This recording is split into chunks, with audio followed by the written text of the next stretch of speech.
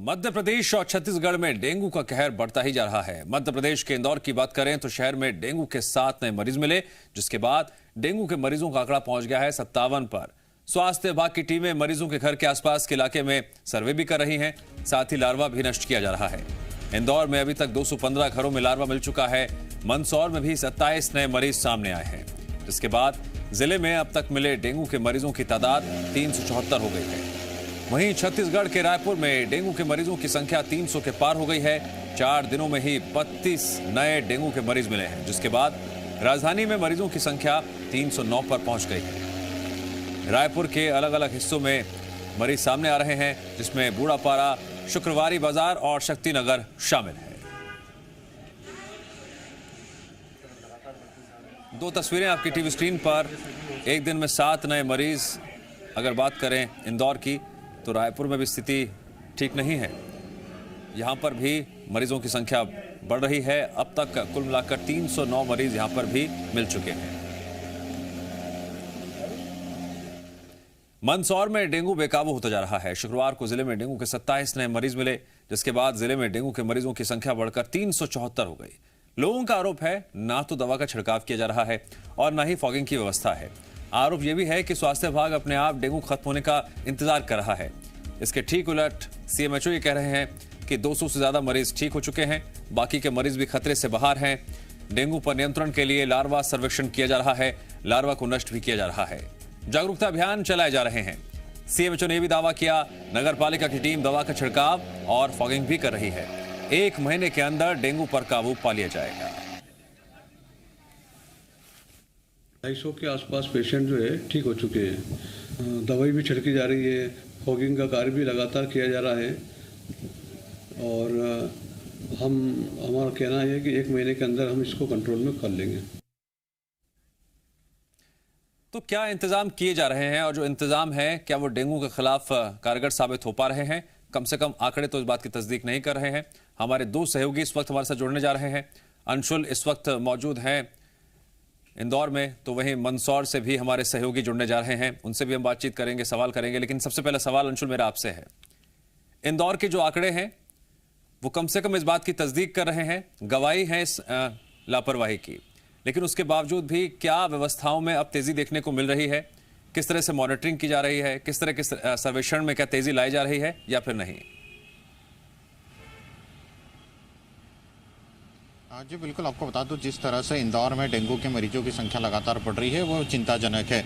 50 मरीज के बाद 7 नए मरीज मिलने का तो पूरा आंकड़ा जो है वो 57 पर जा पहुंचा है और कहीं ना कहीं ये चिंता का विषय भी है, क्योंकि इतने बड़े शहर में लगातार मरीज जो हैं वो इंदौर की अलग अलग कॉलोनियों से सामने आ रहे हैं। इसका मतलब यह है कि डेंगू जो है वो शहर की अलग अलग कॉलोनियों में फैल चुका है और लगातार स्वास्थ्य विभाग की जो 14 टीमें डेंगू का लार्वा खोजने में काम कर रही हैं वो भी इतनी बड़ी संख्या में काम नहीं कर पा रही जितनी बड़ी संख्या में मरीज सामने निकल कर आ रहे हैं। इंदौर के अन्नपूर्णा क्षेत्र की बात की जाए या विजयनगर क्षेत्र की बात की जाए, यहाँ से डेंगू के मरीज बड़ी संख्या में निकल कर सामने आ रहे हैं और इसके आसपास के लगभग 200 से 250 घरों में रोजाना डेंगू के लार्वा की जांच की जाती है।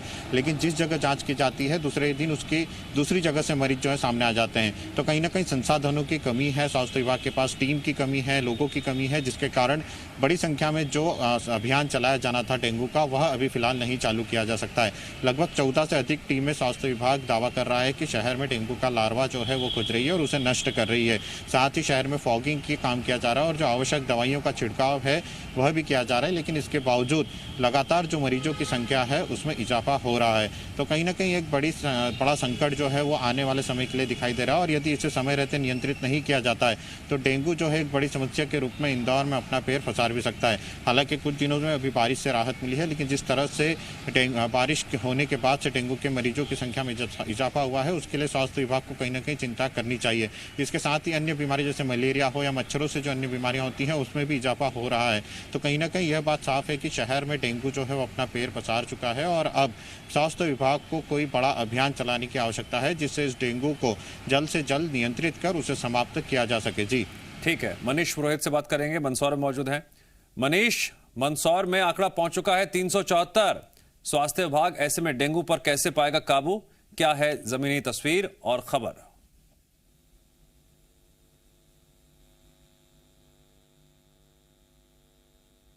मनीष, आपको मेरी आवाज सुनाई दे रही है? लगता है मनीष से हमारा संपर्क टूट गया है, उनसे दोबारा संपर्क साधने की कोशिश करेंगे, लेकिन मंदसौर की स्थिति भी ठीक नहीं कही जा सकती। 374 जो आंकड़ा पहुंच चुका है डेंगू के मरीजों का। स्वास्थ्य विभाग पर दारोमदार है, जिम्मेदारी है कि फॉगिंग को लेकर और सर्वेक्षण को लेकर काम में तेजी लाई जाए। सिर्फ दावों से काम नहीं चलेगा, अब काम में तेजी लानी होगी।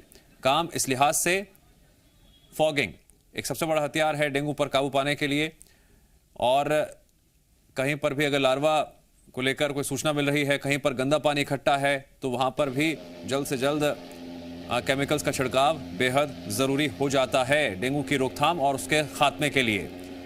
तो वहीं दावे जरूर किए जा रहे हैं, लेकिन जमीनी जो स्थिति है उस पर भी लगातार हमारी नजर बनी हुई है, और यही वजह है कि इस वक्त अपनी टीम के सहयोगियों से हम जान रहे हैं, समझ रहे हैं और प्रशासन तक ग्राउंड रिपोर्ट पहुंचा रहे हैं अगर वो इन बातों से अनजान है।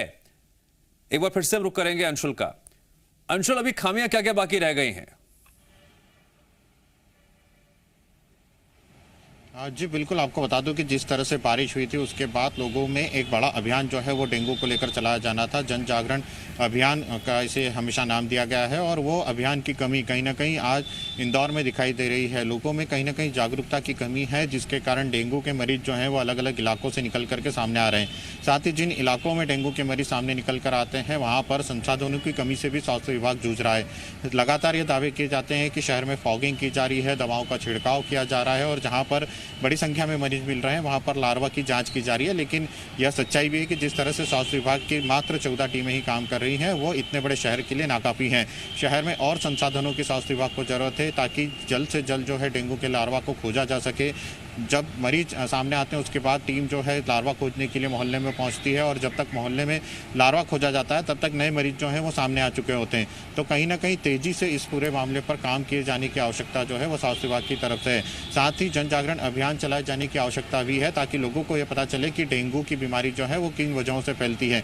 अभी तक स्वास्थ्य विभाग के द्वारा जिस तरह से भी जन जागरण किया गया है उसमें ना तो अधिक से अधिक लोगों से संपर्क किया जा चुका है, ना ही लोगों को अभी तक जागृत करने के लिए कोई विशेष अभियान जो है वो स्वास्थ्य विभाग के द्वारा शुरू किया गया है। और यही कारण है कि डेंगू की बीमारी जो है वो लगातार बढ़ती जा रही है, और अस्पतालों में मरीजों की संख्या जो है डेंगू की वो भी लगातार बढ़ रही है। वहीं जो लगातार जांचें होना चाहिए उसके लिए भी आवश्यक दवाइयां जो है उसके छिड़काव के साथ ही जो आवश्यक दवाइयां हर साल स्वास्थ्य विभाग के द्वारा बंटवाई जाती थी, उसके भी इस बार कहीं ना कहीं कमी देखी गई है। स्वास्थ्य विभाग के द्वारा हर बार मॉस्किटो किट और अन्य किट भी जो है उसका वितरण किया जाता था, लेकिन अभी तक स्वास्थ्य विभाग के द्वारा इस प्रकार के किसी अभियान की शुरुआत जो है यहाँ पर नहीं की गई है, जिससे कि एक बड़ी लापरवाही भी कहा जा सकता है। क्योंकि लगातार 57 मरीज अब तक शहर में सामने आ चुके हैं, और जिस तरह से शहर की जनसंख्या है, जिस तरह से शहर के अलग अलग इलाकों में डेंगू मिल रहा है, चाहे वो पूर्वी क्षेत्र की बात की जाए, पश्चिमी क्षेत्र की बात की जाए, सभी जगह से जिस प्रकार से डेंगू के मरीज सामने आ रहे हैं वो एक कहीं ना कहीं चिंता का विषय तो है ही, साथ में लोगों को जागरूक करने का भी विषय है। क्योंकि जिस डेंगू की एक जो बीमारी है, यदि इसे समय रहते नहीं रोका जाता है तो आने वाले समय में यह घातक भी हो सकती है, और इसमें फिर स्वास्थ्य विभाग की चिंताएं बढ़ सकती हैं। क्योंकि जिस तरह से कोरोना के बाद अब डेंगू और मलेरिया की बीमारी जरा मंदसौर की स्थिति पर भी हम बात कर लेते हैं। मनीष जुड़ गए हमारे साथ एक बार फिर से। मनीष, अगर आप मेरी आवाज सुन पा रहे हो, मंदसौर में आंकड़ा पहुंच चुका है डेंगू का 374। कैसे पाया जाएगा काबू? क्या है रोड मैप, क्या है तैयारी प्रशासन की? ये समझ से परे है कि जिस स्वास्थ्य विभाग की टीम ने जब कोरोना के मामले काफी बढ़े थे तब इतनी मुस्तैदी के साथ काम किया था, आखिर वो स्वास्थ्य विभाग की टीम क्यों मुस्तैदी से काम नहीं कर पा रही, ये बड़ा विषय है। कहीं ना कहीं इसमें जो लीडर्स हैं उनकी अकर्मण्यता सामने दिखाई दे रही है, और डेंगू के जिस तरह से लगातार मामले बढ़ते जा रहे हैं, चिंता का विषय है। 27 मामले कल आए हैं, उससे पहले भी लगातार मामले आते रहे, और जो फिगर है पहले 5-4 ऐसा फिगर पर डे आ रहा था, लेकिन अब जो आंकड़े लगातार बढ़ते जा रहे हैं, 20-25 के आंकड़े जब आने शुरू हो गए हैं, तो निश्चित तौर पर इस पे जरूरी कदम उठाए जाने चाहिए। हालांकि स्वास्थ्य विभाग का अमला लगातार ये दावे कर रहा है कि हम फॉगिंग कर रहे हैं, हम कई इलाकों में दवा का छिड़काव कर रहे हैं, लेकिन जमीनी हकीकत इससे अलग है। कुछ इलाकों में जो वीआईपी इलाके हैं वहां पर फॉगिंग की जा रही है और दवा का छिड़काव भी किया जा रहा है, लेकिन जो आम इलाके हैं, जो प्रभावित इलाके हैं, उन ठीक है, काम तो किए जा रहे हैं, लेकिन फिलहाल जो मौजूदा स्थिति है आंकड़ों के लिहाज से वो तैयारियां नाकाफी दिखाई दे रही हैं। मनीष हमें बता रहे हैं कि इन तैयारियों में तेजी लाई जरूरी है। तैयारी किस लिहाज से? फॉगिंग, ये बात हम बार बार से दोहरा रहे हैं कि फॉगिंग और दवाओं का छिड़काव ये दो बड़े हथियार हैं डेंगू से निपटने के लिए, और इसके लिए जरूरी क्या है? जल्द से जल्द सर्वेक्षण किया जाए, बड़े स्तर पर सर्वेक्षण किया जाए, और टीमों का गठन किया जाए।